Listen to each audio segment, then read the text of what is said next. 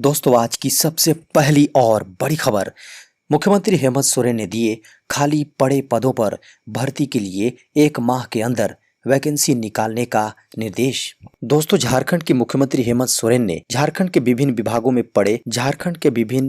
में रिक्त पदों पर भर्ती के निर्देश दिए हैं। उन्होंने ट्वीट करके कहा, आज मैंने राज्य के मुख्य सचिव, कार्मिक विभाग की प्रधान सचिव, झारखंड कर्मचारी चयन आयोग के अध्यक्ष एवं महाअधिवक्ता के साथ बैठक कर विभिन्न विभागों में रिक्त पदों को यथाशीघ्र भरने का निर्देश दिया है। साथ ही 1 माह के अंदर नियुक्ति से संबंधित नियमावलियों में जितनी भी विसंगति हैं उन्हें दूर कर विज्ञापन प्रकाशित करने का भी निर्देश दिया है, ताकि राज्य के युवाओं को ज़्यादा से ज़्यादा अवसर मिले और विभिन्न विभागों में रिक्त पड़े पदों को तत्काल भरा जा सके। आपको बता दें कि झारखंड के बेरोजगार युवाओं द्वारा लगातार ट्विटर के माध्यम से रोजगार के लिए वर्चुअल आंदोलन ट्विटर के माध्यम से चला जा रहा है। ऐसे में मुख्यमंत्री का यह निर्देश झारखंडी युवाओं को खुश कर देने वाला होगा। झारखंड में फिर बढ़ा स्वास्थ्य सुरक्षा सप्ताह। मुख्यमंत्री ने कहा, खतरा अभी टला नहीं। झारखंड में 24 जून सुबह 6 बजे तक लागू स्वास्थ्य सुरक्षा सप्ताह को एक बार फिर से बढ़ा दिया गया है। झारखंड में बुधवार को अनलॉक 4 की घोषणा नहीं हुई। 1 हफ्ते के लिए चल रही सभी पाबंदियां पहले की तरह चलती रहेंगी। राज्य सरकार ने आपदा प्रबंधन की बैठक में इसका फैसला लिया। इसमें झारखंड में स्वास्थ्य सुरक्षा सप्ताह आंशिक लॉकडाउन को 1 जुलाई तक के लिए बढ़ाने का निर्णय लिया गया है। अब 1 जुलाई की सुबह 6 बजे पहले की तरह ही नियम और पाबंदियां लागू रहेंगी। सरकार ने इस बार भी हर रविवार लगने वाले पूर्ण लॉकडाउन को यथावत रखा है। झारखंड में सभी जगह शाम 4 बजे तक ही दुकानें खुली रहेंगी। अनलॉक 3 के तहत मुख्यमंत्री ने स्वास्थ्य सुरक्षा में कई तरह से छूटें पहले ही दे दी थी। सीएम हेमंत सोरेन ने कहा कि अभी खतरा टला नहीं है, इसलिए 1 जुलाई तक के लिए सारी पाबंदियों को पहले की तरह लागू किया गया है और स्वास्थ्य सुरक्षा सप्ताह को 1 सप्ताह के लिए बढ़ा दिया गया है।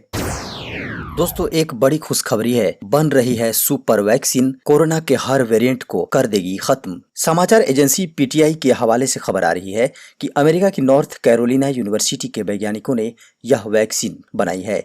वैज्ञानिकों का कहना है कि किसी को यह पता नहीं है कि कौन सा वायरस अगली महामारी का कारण बन जाए। ऐसे में अभी से ही हर तरह की तैयारी करनी शुरू होगी।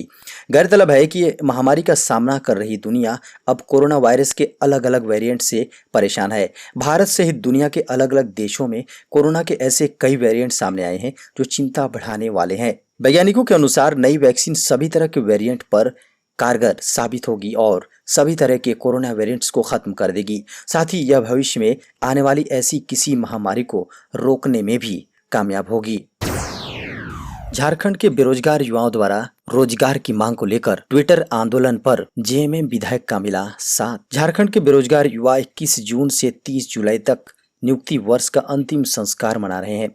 ट्विटर पर शुरू इस महाअभियान से अब तक लगभग 5 लाख से अधिक लोग जुड़ चुके हैं। इस अभियान को झारखंड मुक्ति मोर्चा विधायक सुदीव्य कुमार सोनू ने नैतिकता के आधार पर समर्थन देते हुए कहा है, युवा धीरज धरें। वर्ष 2021 को राज्य सरकार ने नियुक्ति वर्ष घोषित किया है, यह जुमला नहीं है।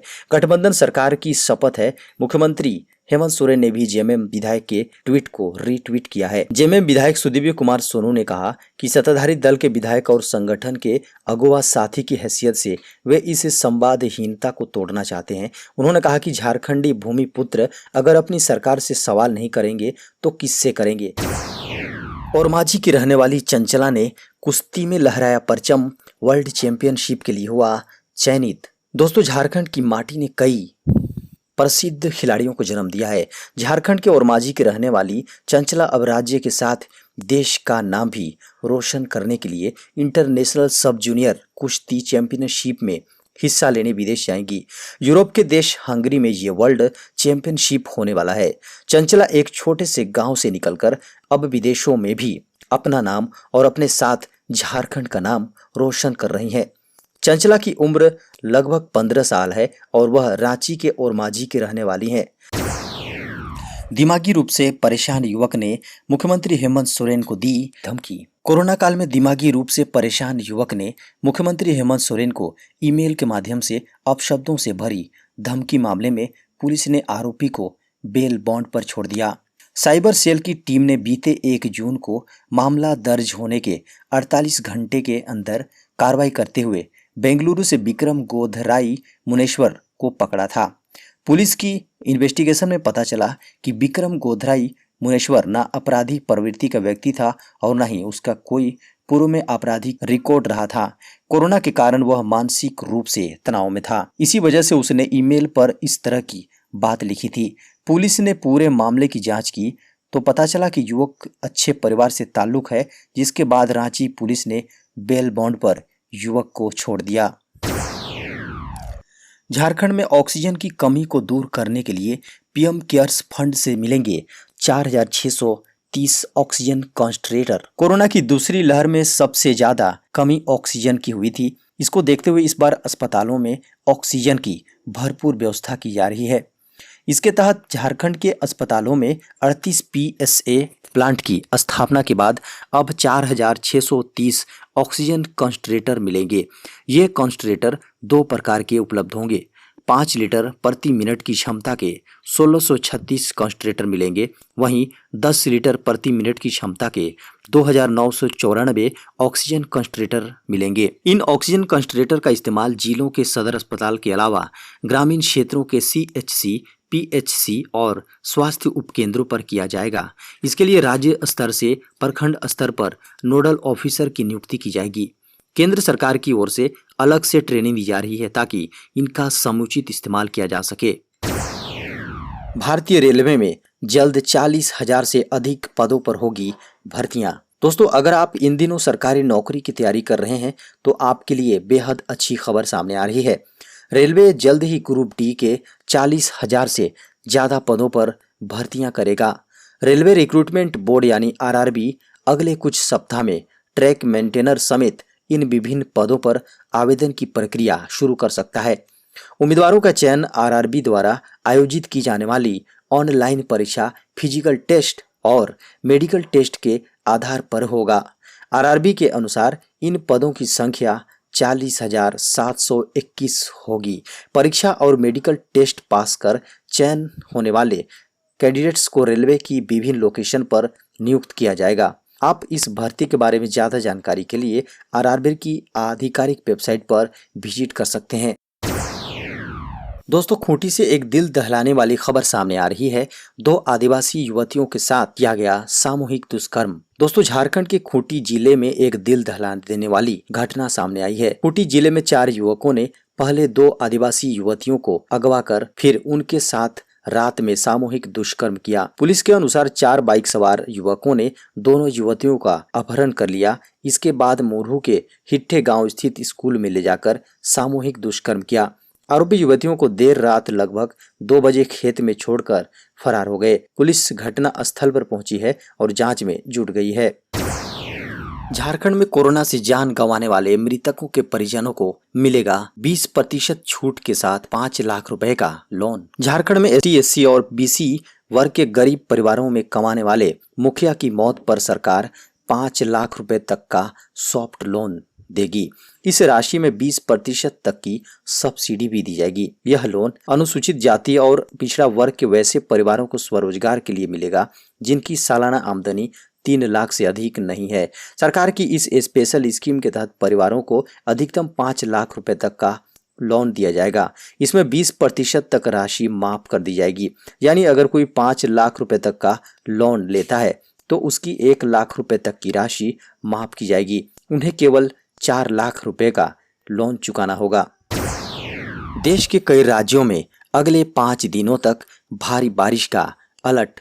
भारतीय मौसम विज्ञान विभाग ने देश के कई राज्यों में अगले 5 दिनों तक भारी बारिश का अलर्ट जारी किया है।